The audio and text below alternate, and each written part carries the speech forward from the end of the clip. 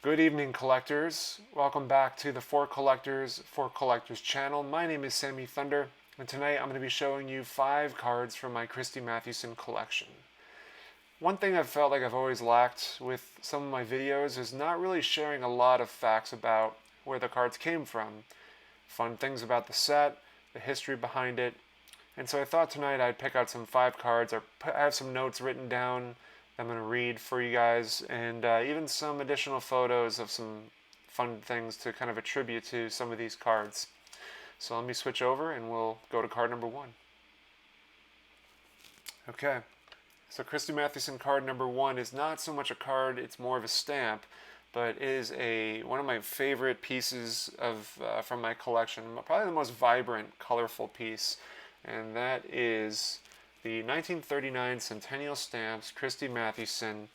So just some backstory on this card, or on this stamp, is in 1939, the Baseball Hall of Fame decided to celebrate 100 years of baseball and came out with a set of stamps. The stamps feature a variety of different players. I think Babe Ruth is in there. I want to say Wagner's in there. Cobb is in there. I mean, all the big stars, big legends. It is a great set. It's actually rather inexpensive compared to some of the pre-war stuff that does exist. So if you don't mind having a stamp in your collection, this is a good one to really jump into. Some fun things. If you notice on the stamp, probably can't see it, or you could, I guess.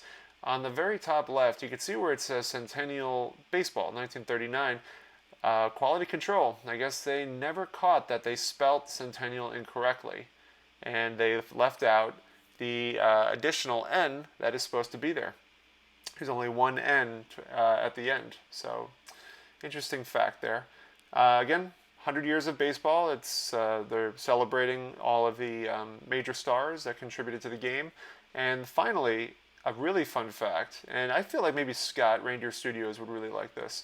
Al Damare, a former player, was responsible for the artistry for 10 of the stamps that featured a lot of the facts and key moments in the sport's history.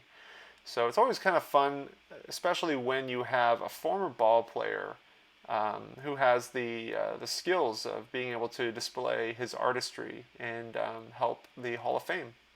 So that is my Christy Mathewson piece, number 1. I really like this one a lot. I love because as you guys know, aesthetically, I love the vibrant colors.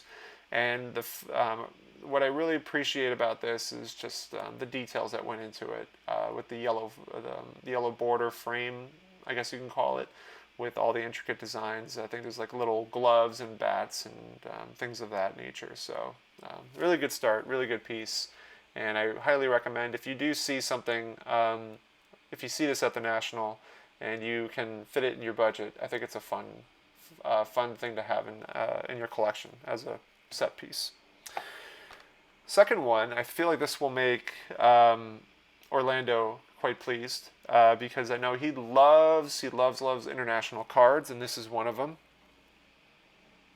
This is my 1946-1947 Propaganda Montiel of Christy Mathewson. This one has a lot of rich history to it, which I'm happy to share with you guys. The translation, and forgive me if I got this wrong, I'm pulling a lot of this information from online. The Los Reyes del Deporte roughly translate to sporting kings, or kings of sports. And like the stamp, this set celebrates a lot of famous players, a lot of stars and studs. You can get players such as Joe DiMaggio, Ted Williams, Bob Feller, Stan the Man, and many more. Obviously, being this is 46 and 47 set, Stan's card is Stan the Man. His card is often the most important from this set because a lot of people consider it to be his rookie. And I mean, to me, having an international Stan card from his rookie season is pretty phenomenal. So forgive me if I got the pronunciation wrong. I feel as though I probably will get it, but we'll see. So the cards are relatively expensive. The Mathewson, this one didn't cost me that much, but it is in a low grade. But the one thing that they're saying here from my notes, While all cards are expensive, the most valuable card usually belongs to Martin Dihigo.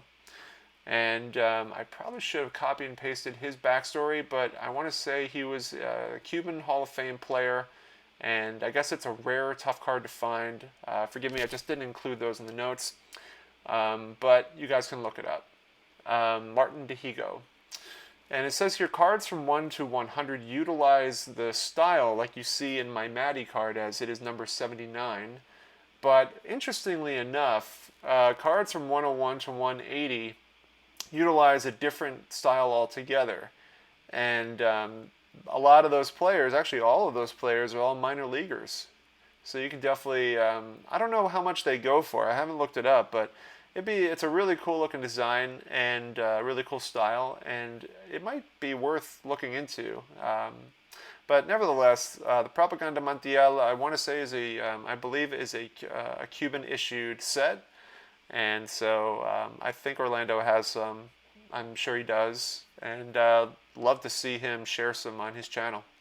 So that's what you have right there. Number 2. Number 3. Probably one of my favorite cards, another very colorful looking card, is the 1967 Venezuela Retirado Christy Mathewson in an SGC2. Now, if you guys haven't listened to the podcast interview that I did with Pat Quinn, Pat talks a little bit about this set and shares his enthusiasm over this particular subset, the Retirados, in the 1967. So the set was produced by, for former players from former stars. The numbering continues from the Winter League set, and then it follows into the Retirado set. The Retirado set, obviously, you think of all the big names. Actually, one of the bigger ones is the Sandy Koufax card. A lot of people seem to really gravitate to that one. I'm trying to think of the other one. There's tons of other ones. I'm just blanking right now, but a very, very popular set. And whenever I see them at shows and in display cases, I always stop. Like Brian Fish, one of the local dealers in my area, sells exclusively Venezuelan cards. He does have traditional stuff too, but the Venezuelan cards is his absolute focus and desire. And additionally, thing about these cards, and it comes as no surprise, is that the condition of these cards were generally not in the greatest shape, because these cards were, there were photo albums that you could put these cards in, and so they would be kind of the adhesive, I guess it was glued in. They were planted into these albums, so a lot of the times the backs would have paper loss, but amazingly this one did not suffer that fate. And so Mookie Chilson, we were talking about this set yesterday, and we were thinking like anything like a 2 or above is kind of mid-grade for this set. We were kind of just like laughing about that, thinking, because it's true. It's hard to find these in really good shape. So, it's a good set. I think, you could definitely find them. They're, some are relatively more expensive than others, but I think you can find some that are pretty decently priced if you want to include a legendary Hall of Famer in this set, in your collection, because there's tons of them. That's card number 3. The next 2 are oversized cards, and so the next one I don't have too much knowledge into this one. This one is I have to kind of angle this a little bit so you guys can get a glimpse. This piece I found on eBay, and I really like stuff like this. I love novelty items. I love really cross-cultured items like this. When you have baseball being the forefront focus, this was probably given out during the 1913 year. Maybe it was given out the first week. I really don't know. But I imagine the New York Giants had these available, and to offset some of the costs of, I imagine, printing all these, they had Durham Duplex Razor sponsor them, and so it's a great way to celebrate Christy Mathewson. As you can see, he's on the very front the schedule, and then when you, I guess when you folded the schedule up, you would open it up, and I think you'd probably see the Durham Duplex Razor logo, and there looks like there was probably some sort of raffle, as you could see, first, second, third prize, and in the I guess yeah, on the back of this, I'm just trying to imagine, picture in my head when you fold this up. Um, yeah, when you fold, I guess the Maddie and the Duplex Razor always make good, and it shows Maddie's endorsement. So, and then on the bottom it says, we'll flip it over and take a look. I really like stuff like this, especially when it showcases the player in the front. I mean, it would not mean as much if it didn't have that. So I love that it has Maddie on the front here. And then on the back is the schedule, as well as what looks to be the piece you can send in for the raffle. And it shows kind of like a little trivia question that you can answer with your signature, address, and so forth. And then it shows the New York games at home and the Brooklyn games at home. So pretty awesome piece. Again, there's not much information on this. I can only speculate that this was given out during the 1913 season. If it's anything like today, I mean, schedules are, they're much, obviously they're like the yearbooks, and the schedules are just a lot bigger. This is just more of like a pamphlet, but nevertheless, a very, very cool piece. And finally, number 5 is one of my favorite Maddie pieces, or I guess I love all my Maddie pieces. I'll have to kind of, I don't know how I'm going to do this, but yeah, this is the Silk S81 1912 Mathewson Silk, and this has some rich history to it that I'll read off. It is issued as a special premium by the Helmar Turkish Trophy Cigarettes in 1912. We'll go upside down for Maddie so you can kind of see that piece as well. Numbered 108. They're able to get that printed on there, which I think is phenomenal. And it kind of uses the white cap version that you see on a lot of the T206 cards. So anyway, let's talk a little bit about this set. It was issued as I mentioned, Helmar Turkish Company Trophy Cigarettes. The S81 Satin collection was part of the very same promotion as the L1 Novelty Leathers.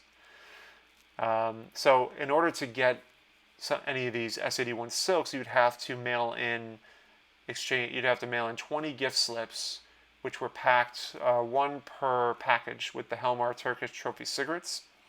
And for the return of 50, I guess 20, you get one of these satin silks of the players. And if you gave 50, you would be able to get 80. 50. You get three of the players of the silks, and I think 80 you get 5. So and it shows here that the offer was good until June 1st of 1914. So it looks like it carried over for a few years. And as far as the designs go, the design of these silks was made by artist Hamilton King. And as far as the gift slips go, they actually had a picture of what the gift slips look like. So I'm going to bring that up right now. Let me see if I could. I gotta go over here. Okay. So this is what the slips look like on the front. Good for 1 cent in cash, or presents 25 striking and exquisite sketches. And I guess there would be one of these in the packaging.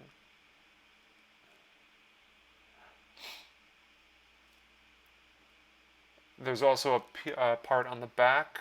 There's a back of this as well. And I guess this is kind of like an ordering sheet. So for the return of 20 gift slips, you get one design on satin, 7x9. So that's the size of these, they're 7x9. And you could see the list. They have actresses, Hamilton King girls, which I'm curious what that's all about. Baseball players, national flags. I mean, there's just a lot of options here. And this is the different, I guess this is the ordering sheet. Let's look at the players, though. So you have Mathewson, 108, as we talked about. And it looks like, yeah, there was a small, I guess a small and a large is my guess. You could see the S and L on the very top, and they were different numbers. You have Johnny Evers, Walter Johnson was in there, Tris Speaker. I mean, big names. Really, really big names. Tinker, Lajoie, McGraw, Ty Cobb, of course. That's probably one of the more premier silks that are out there. So, nevertheless, really big names, and that's how you would be able to acquire one back in the day. Actually, I know a fun thing here. For a return of 245 gift slips, you get one large leather design. I think I've seen those. There's definitely some that I've seen online that are for sale right now. They are pretty amazing. But pretty cool. Pretty cool order sheets and very cool pieces, nevertheless. But I'm very pleased that I was able to acquire this piece in my collection. I remember messaging a lot of different people asking about this, and I mean, you can kind of just see how rich that, the silks are, and the printing on it is so delicate. And the back is, more just you can kind of see through how thin this material was. So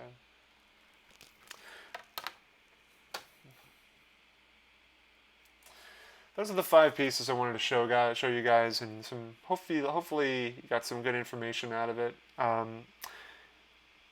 You could definitely find a lot of these pieces. They do exist, and the National is a great opportunity to find anything, to find any of these pieces.